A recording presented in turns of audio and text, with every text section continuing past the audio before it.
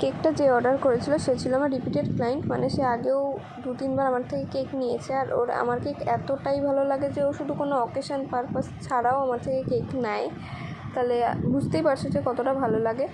আর ও এই কেকটা যেদিন নিয়েছিল সাথে একটা কাস্টমাইজ চকলেটও নিয়েছিল, আর ওটা ছিল ম্যাঙ্গো ফ্লেভারের, আর এটা কেকটা ছিল হচ্ছে চকলেট ফ্লেভারের।